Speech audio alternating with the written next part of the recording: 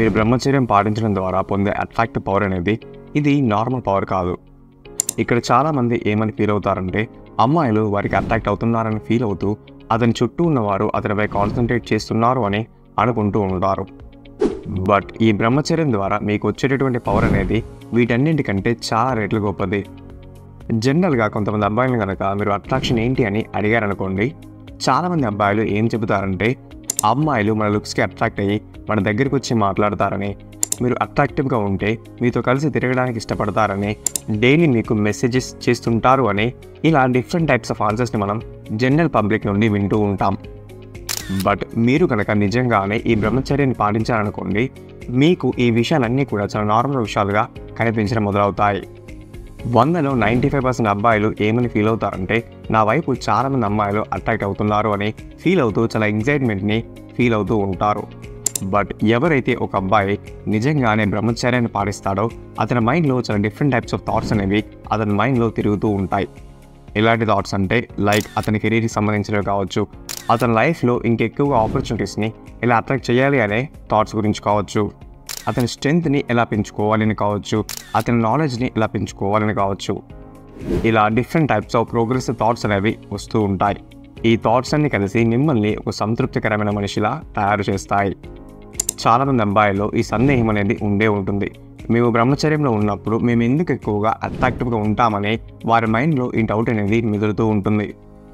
కొంతమంది వ్యక్తులు ఇలా కూడా ఫీల్ అవుతూ ఉంటారు. వారు నార్మల్గా ఉన్నప్పుడు సడన్గా ఎవరో ఒకరు వచ్చి వారి ప్రాబ్లమ్స్ని ఇతనితో షేర్ చేసుకోవడం మొదలెడుతూ ఉంటారు. అతని చుట్టూ చాలామంది ఉన్నా కానీ అతను మీ దగ్గరికే వస్తాడు. ఎందుకలా? అంతమంది ఉన్నా కానీ మీ దగ్గరికే ఎందుకు వచ్చాడు? ఫ్రెండ్స్, దీనికి చాలా రీజన్స్ ఉంటాయి. బట్ ఇక్కడ ద మోస్ట్ ఇంపార్టెంట్ రీజన్ ఏంటంటే మీకు తెలియకుండానే ఒక హై వైబ్రేషన్ ఫ్రీక్వెన్సీలో జీవిస్తూ ఉంటారు. ఇది బ్రహ్మచర్యాన్ని అలాగే ఆధ్యాత్మికత జీవితాన్ని గడిపే వారికి మాత్రమే ఉంటుంది. మీరు చూసినట్లయితే ఇక్కడ చాలా పెద్ద డిఫరెన్స్ ఏంటంటే చాలామంది వ్యక్తులు అంటే 99% పీపుల్ భయం, కోపం, బాధలతో జీవిస్తూ ఉంటారు. దీని మీనింగ్ ఏంటంటే వీరందరూ లోవర్ వైబ్రేషన్ స్టేట్లో జీవిస్తూ ఉంటారు.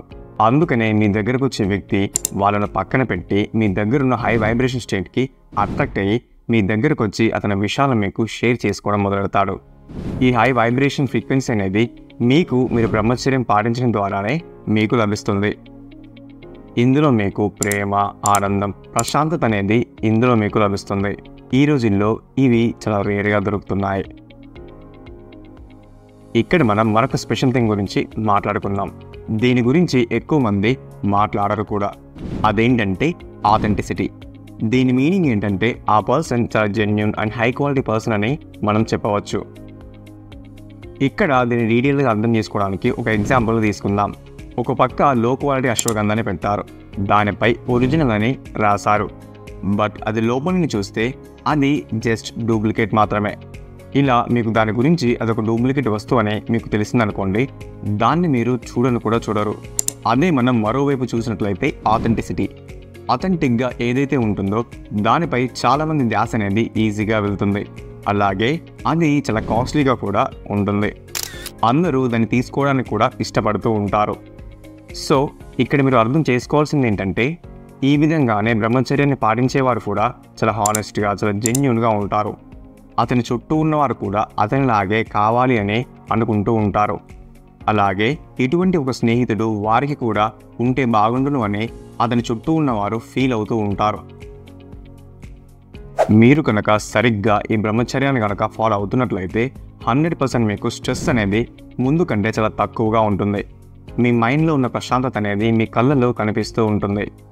మీకు తెలుసా, మోడలింగ్ చేసేవారు ఉంటారు కదా, వారందరికీ ఏం నేర్పిస్తూ ఉంటారంటే మీ ఐస్, మీ కళ్ళు ఎంతైతే రిలాక్స్డ్గా ఉంటాయో మీరంత ఎక్కువగా అట్రాక్టివ్గా కనిపిస్తూ ఉంటారని వారికి చెబుతూ ఉంటారు.